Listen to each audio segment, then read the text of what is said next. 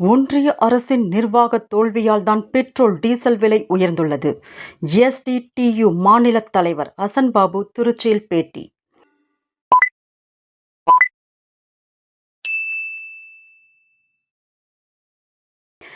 எஸ்.டி.பி.ஐ. கட்சியினுடைய தொழிற்சங்கமான எஸ்.டி.டி.யு.வின் மாநில பொதுக்குழு கூட்டம் திருச்சியில் இன்று நடைபெற்றது.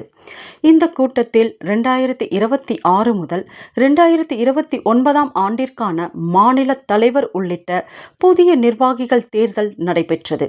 இதில் புதிய மாநில தலைவராக ஹசன்பாபு தேர்ந்தெடுக்கப்பட்டார். அதேபோல மாநில பொதுச் செயலாளர், துணைத் தலைவர்கள், செயலாளர்கள், பொருளாளர் மற்றும் நிர்வாகிகள் தேர்ந்தெடுக்கப்பட்டனர். அதனைத் தொடர்ந்து செய்தியாளர்களை சந்தித்து பேசிய மாநில தலைவர் ஹசன்பாபு கூறுகையில், சோசியல் டெமோக்ராட்டிக் ட்ரேட் யூனியனுடைய அடுத்த 3 ஆண்டுகளுக்கான புதிய நிர்வாகிகள் தேர்வு இன்றைக்கு நடைபெற்று, புதிய நிர்வாகிகளாக தலைவராக நான் உட்பட 19 பேர் கொண்ட கமிட்டி இன்றைக்கு தேர்வாகியுள்ளது. எஸ்.டி.டி. தொழிற்சங்கம் கடந்த 15 ஆண்டுகளாக நாடெங்கும் ஒரு வீரியமான களப்பணியை ஆற்றி வருகிறது. அந்த களப்பணியில் அங்கமாக தொழிற்சங்கத்துடைய அனைத்து மட்ட தோழர்களும் செயல் வீரர்களும் நாடெங்கும் பரவி வேலை செய்து வருகிறார்கள். அந்த அடிப்படையிலே ஒவ்வொரு 3 ஆண்டுகளுக்கு ஒரு முறை நடக்கக்கூடிய நிர்வாக தேர்வு என்பது முறையாக நடைபெற்று அதனுடைய முடிவுகள் இன்றைக்கு அறிவிக்கப்பட்டுள்ளது. எஸ்.டி.டி. தொழிற்சங்கம் கடந்த 15 ஆண்டுகளாக தொழிலாளர்களுக்காக பல்வேறு பணிகளை தொடர்ந்து ஆற்றி வருகிறது. தொழிலாளர்களுடைய உரிமைக்காக போராடுவதை தன்னுடைய அடிப்படை உரிமையாக எஸ்.டி.டி. தொழிற்சங்கம் கொள்கையாக வைத்திருக்கிறது. அந்த அடிப்படையிலே நாம் கடந்த 15 ஆண்டுகளாக ஆட்சி செய்து வருகிறக்கூடிய ஒன்றிய மோடி அரசை நாம் தொடர்ந்து தொழிலாளர் விரோத போக்கிற்காக எதிர்த்து போராடி வருகின்றோம். அந்த போராட்டத்தில் எந்த சமரசமும் இல்லாமல் நாம் தொடர்ந்து போராடி கொண்டு இருக்கின்றோம். அதே நேரம் அவர்கள் தொழிலாளருக்கு எதிரான அனைத்து நடவடிக்கைகளையும் தொடர்ந்து மேற்கொண்டு வருகின்றார்கள். கடந்த 10 ஆண்டுகளாக அவர்கள் தொழிலாளருடைய விரோத சட்டங்களை 44 சட்ட தொகுப்புகளாக கடந்த அரசியல் நிர்ணய சபையிலிருந்து உருவாக்கப்பட்ட, அண்ணல் அம்பேத்கரால் உருவாக்கப்பட்ட சட்ட தொகுப்புகளில் இருந்து உருவாக்கப்பட்ட 44 சட்ட தொகுப்புகள், தொழிலாளர்களுடைய நலனுக்கான சட்ட விதிகள், அது கடந்த 50 ஆண்டுகளாக பல்வேறு தொழிற்சங்கங்கள் முன்னெடுத்து போராடியதன் விளைவாக உருவாக்கப்பட்ட தொழில் நல சட்டங்களை எல்லாம், தொழிலாளர் நல சட்டங்களை எல்லாம் இல்லாமலாக்கி 4 சட்ட தொகுப்புகளாக மாற்றி, அந்த சட்ட தொகுப்பில் தொழிலாளர்களுடைய அடிப்படை உரிமைகளே இல்லாமல் ஆக்கி கொண்டிருக்கின்றார்கள். தொழிலாளர்களுடைய அடிப்படை உரிமை மட்டுமல்ல, தொழிற்சங்கங்களுடைய உரிமைகளும் இல்லாமல் முழுமையாக கார்ப்பரேட் மயமாக்கக்கூடிய ஒரு ஆட்சியை இன்றைக்கு இந்த ஒன்றிய அரசு செயல்பாற்றி கொண்டிருக்கிறது.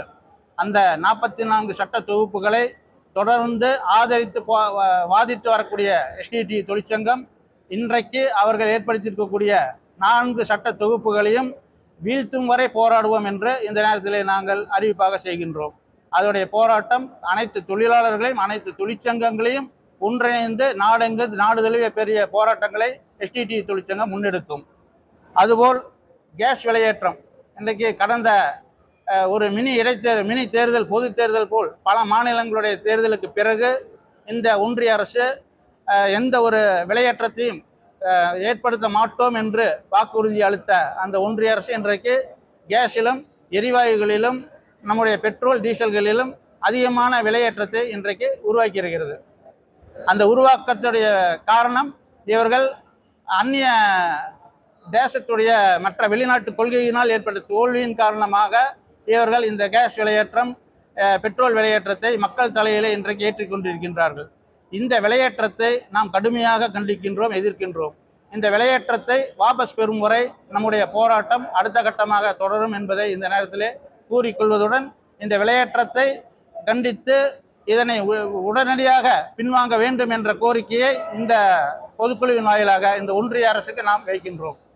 அது மட்டுமல்லாமல் ரயில்வே துறையில், ரயில்வேவில் இன்றைக்கி இருக்கக்கூடிய சூழலில் கார்ப்பரேட் மயமாக்கக்கூடிய ஒரு வாய்ப்பாக 30,000 தொழிலாளர்களை இல்லாமலாக்குவதற்கும், அவர்களை இடம் மாற்றுகிறேன் என்ற பெயரில் அவர்களுடைய வேலைகளை பறிக்கக்கூடிய செயலை இந்த ஒன்றிய அரசு செயலாற்றி கொண்டிருக்கிறது. அந்த செயலை கண்டிப்பதுடன் இதனை முழுமையாக பின்வாங்கி செய்ய வேண்டும், அதனை இல்லாமல் செய்ய வேண்டும் என்ற கோரிக்கையும் இந்த பொதுக்குழுவின் சார்பாக ஒன்றிய அரசுக்கு நாங்கள் வைக்கின்றோம்.